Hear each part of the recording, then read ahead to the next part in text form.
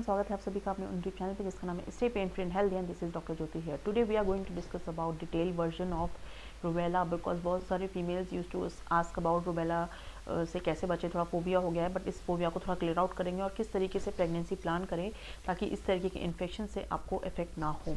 तो होने वाला वीडियो काफ़ी ज़्यादा इंटरेस्टिंग, चैनल पर सब्सक्राइब करिए एंड पुराने and thank you very much for subscribing and being a part of stay pain free and healthy. तो let's start the video. First of all, what is rubella? Rubella is just like a virus which is still running all around the world। ठीक है, जो pandemic अभी चल रहा है उसी की जैसे एक वायरस होता है जो किसी के खांसने और छींकने से होता है, एक ड्रॉपलेट से हो सकता है। ठीक है, ये किसी इन्फेक्टेड पर्सन को अगर है तो मोस्ट प्रोबेबली चांसेस हैं कि आपको भी होगा। ठीक है, तो इस तरीके से आपका इन्फेक्शन कैरी करता है। बट वुमेन्स को कभी कभी तो सिम्टम्स आते हैं जस्ट लाइक नॉर्मल कोल्ड। ठीक है, किसी किसी को माइल्ड सिम्टम्स होते हैं और किसी को तो होते ही नहीं है।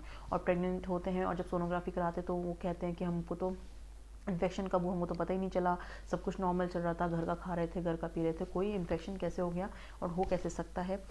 इस तरीके की क्वेरीज आती हैं मन में। तो ये जो रूबेला वायरस है इट्स ऑल अबाउट किसी के खांसने से और किसी के छींकने से होता है। तो इसको हम किस तरीके से प्रेगनेंसी में प्रिवेंट करें, तो ये वीडियो काफ़ी ज़्यादा इन्फॉर्मेटिव है इसलिए। ठीक है, सबसे पहले मैंने बात करी रूबेला वायरस क्या है। अब इसके सिम्टम्स किस तरीके से आते हैं, आपको सर दर्द हो सकता है, नॉर्मल जुकाम हो सकता है, सर्दी, खांसी, जॉइंट्स पेन, फीवर, चिल्स, ये सब जो चीज़ें होती हैं ये आपको रूबेला वायरस, स्किन रैशेस हो सकते हैं और ये बच्चों में भी होते हैं और आप प्रेगनेंसी में भी अगर इस तरीके के सिम्टम्स आते हैं दैट मीन्स कि आपको इन्फेक्शन हो गया है। ठीक है, अब बात करेंगे अगर प्रेगनेंसी में आपको ये वायरस हो जाता है तो। ठीक है, तो प्रेगनेंसी में जब ये वायरस होता है, अगर सोचिए आप 13 वीक्स अराउंड होता है, मतलब स्टार्टिंग के फर्स्ट ट्राइमेस्टर 12 वीक्स अराउंड होता है, तो आपका मिसकैरेज हो सकता है, आपको स्टिल बर्थ हो सकता है, मतलब बच्चे की पेट में डेथ हो सकती है और बच्चे का डेवलपमेंट रुक जाता है, फिजिकल एंड मेंटल दोनों तरीके से। ठीक है, ब्रेन डेवलपमेंट रुक जाता है। अब अगर आपको ये मतलब फर्स्ट ट्राइमेस्टर में आपको 85% तक बच्चा आपका इफेक्ट होगा। अगर सेकंड ट्राइमेस्टर में आपको ये होता है तो 50% चांसेस रहते हैं बच्चे को ये इफेक्ट करेगा। और अगर आपको ये थर्ड ट्राइमेस्टर में होता है या सेकंड लास्ट ट्राइमेस्टर में होता है तो आपको 25% ही चांसेस हैं कि आपका बच्चा इससे इफेक्ट होगा। ठीक है, तो ये तो बात कर ली हमने किस तरीके से ये इफेक्ट होता है।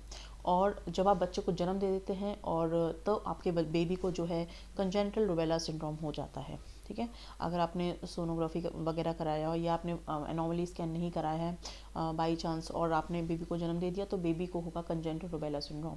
और इसमें क्या होता है, बच्चे को सुनने में दिक्कत हो सकती है, देखने में दिक्कत हो सकती है, उसका डेवलपमेंट अच्छा नहीं होगा, ग्रोथ रिटार्डेशन मतलब जो ग्रोथ होनी चाहिए नॉर्मल बच्चों में उससे कम रहती है। ठीक है, तो इस तरीके से ये आपके बेबी को अफेक्ट करता है। तो ऑब्वियसली प्रेगनेंसी में तो बहुत ज़्यादा चांसेस होते हैं इसके मदर से बेबी जाने के लिए, बिकॉज ऑब्वियसली एक ही शरीर है। ठीक है, तो प्रेगनेंसी में तो बहुत ज़्यादा चांसेस रहते हैं और आपके बच्चे को 101% इफेक्ट करता है, इसलिए आपको बहुत तमाम तरीके की चीज़ों का ध्यान रखना है। ठीक है, तो अभी हमने बात करी है ये आपका अगर आपको फर्स्ट ट्राइमेस्टर में हो जाता है और आपको ऑब्वियसली सिम्टम साइन तो कुछ आते नहीं हैं और जब आप 5 मंथ का टारगेट स्कैन कराते हैं या नॉर्मली स्कैन कराते हैं उसमें आप देखते हैं कि बच्चे की ग्रोथ काफ़ी हद तक रुक गई है या आपका मिसकैरेज हो जाता है या बच्चे की डेथ हो जाती है। बच्चे की डेथ होने के साथ साथ पेट में और जो ग्रोथ नॉर्मली जो चाहिए होती है बच्चे की वो नहीं होती है।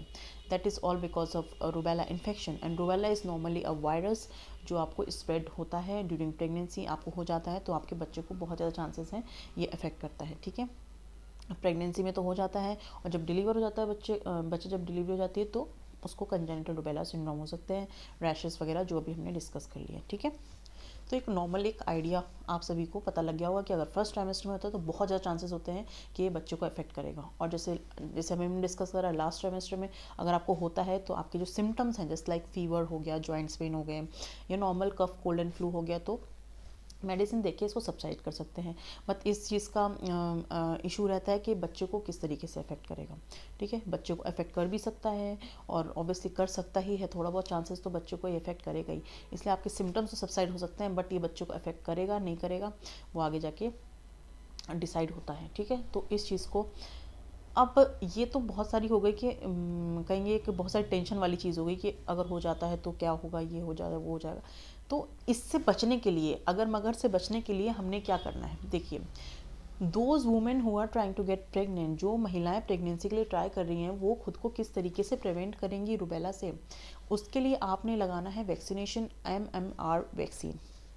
हो सकता है आपको बचपन में लग गया हो, बट यार बचपन का किसको याद है, ठीक है। अपने पास कार्ड रखा होगा तो चेक कर लीजिए, और अगर नहीं हो तो किसको याद होता है कि बचपन में हमको MMR लगा था कि नहीं लगा था। तो टेंशन पालने से अच्छा है कि हम पहले से ही अपने आप को रेडी कर लें। पहले से रेडी कैसे, हम MMR वैक्सीनेशन लगवा लेते हैं। जब आप MMR वैक्सीनेशन लगवा लेंगे तो आपके शरीर में इम्यूनिटी, एंटीबॉडीज़ डेवलपमेंट हो जाता है, इम्यूनिटी डेवलपमेंट हो जाता है। तो वैक्सीनेशन लगवाने के बाद आपको एटलीस्ट 3 मंथ्स तक का वेट करना है। जो आप 3 महीने तक का वेट करेंगे उसके बाद आप बेबी प्लान करिए, उससे पहले मत करिए, ठीक है। तो ये तो बात हमने डिस्कस कर ली, बचपन में लगा नहीं लगा किसको याद है। इससे अच्छा है टॉर्च टेस्ट करा लीजिए, ठीक है। टॉर्च टेस्ट में पता चल जाएगा कि आप इम्यून है कि नहीं है। नहीं है तो वैक्सीन लगवा लीजिए, और हैं तो वेल एंड गुड, ठीक है। तो बहुत अच्छी चीज़ है। इसलिए आपको MMR वैक्सीन बहुत ज़्यादा इंपॉर्टेंट है। जो भी महिलाएं XYZ, कोई भी महिलाएं जो ट्राई कर रही है प्रेगनेंसी के लिए, एक बार अपना टॉर्च टेस्ट ज़रूर से ज़रूर करा लें। बिकॉज बाद में अगर मिसकैरेज होता है तो सीरियसली एक साइकोलॉजिकल बहुत इफेक्ट करता है, रादर देन फिजिकल तो इफेक्ट करता ही करता है, बट देखने में लगता है मिसकैरेज हो गया, सब सोचते हैं। बट एक वुमेन के लिए इट्स वेरी कहेंगे धक्का वाला चीज़ के बहुत ज़्यादा टेंशन और स्ट्रेस हो जाता है, ठीक है। तो इसलिए बार बार स्ट्रेस में जाने से अच्छा है कि हम पहले से ही अपना टेस्ट करा लेते हैं। टॉर्च टेस्ट करा लीजिए, एंटीबॉडीज़ हैं, इम्यूनिटी है, वेल एंड गुड। और अगर नहीं है तो MMR वैक्सीन लगवा लीजिए, मेडिसिन ले लीजिए, वैक्सीनेशन लगवा लीजिए, वेल एंड गुड, ठीक है। और 3 मंथ्स बाद ही ट्राई करिए, उससे पहले मत ट्राई करिए। बिकॉज वैक्सीनेशन लगवाने के बाद इम्यूनिटी डेवलपमेंट होने के लिए थोड़ा सा टाइम लगता है, ठीक है।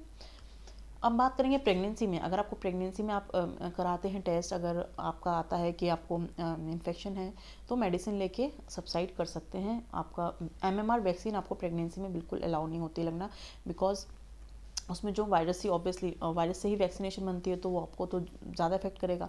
इससे अच्छा है कि आप प्रेगनेंसी में MMR वैक्सीनेशन नहीं लगता है। प्रेगनेंसी में आपके सिम्टम्स को सबसाइड करने के लिए मेडिसिन दी जाती हैं, ठीक है।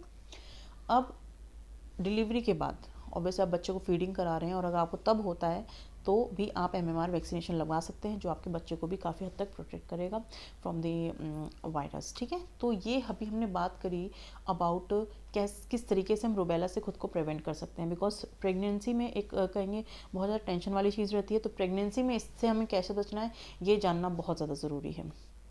तो अभी हमने डिटेल वर्जन ऑफ इसका डिस्कस कर लिया है। आपको जो भी क्वेरीज है, आई थिंक इस वीडियो में काफ़ी डिटेल में हमने डिस्कस कर लिया है कि सभी महिलाओं को अपना पहले टॉर्च टेस्ट कराना है, बाद में टेंशन लेने से अच्छा टॉर्च टेस्ट कराइए पहले। इम्यूनिटी है, वेल एंड गुड, नहीं है तो वैक्सीनेशन लगवाइए, देन 3 मंथ्स के बाद ट्राई करिए, उससे पहले मत ट्राई करिए। और उससे पहले भी कंसीव अगर हो जाता है तो अपने डॉक्टर से सारी चीज़ें एक्सप्लेन करिए, ठीक है। और किसी का फर्स्ट मिसकैरेज हो गया है ड्यू टू रूबेला, तो सेकेंड मिसकैरेज में जब तक आपकी सेकेंड मिसकैरेज ना हो, तो आपकी 3 मेंस्ट्रुएशन साइकिल नॉर्मल होने के बाद और MMR वैक्सीनेशन लगवाने के बाद आफ्टर 3 मंथ्स ही आप कंसीव करें, उससे पहले ना कंसीव करें। इम्यूनिटी डेवलपमेंट में भी होने में तो टाइम लगता है ना, ठीक है। तो ये वीडियो बहुत ज़्यादा इंपॉर्टेंट थी सभी के लिए, because most of the peoples use to ask about rubella. तो आई थिंक इस वीडियो से आपको काफ़ी ज़्यादा इन्फॉर्मेशन मिली होगी। चैनल पर नहीं तो प्लीज़ सब्सक्राइब करिए एंड जस्ट लोगों से शेयर करिए। जल्दी मिलेंगे नेक्स्ट वीडियो में। Till then take care of yourself and thank you very much for watching. This is doctor Jyoti.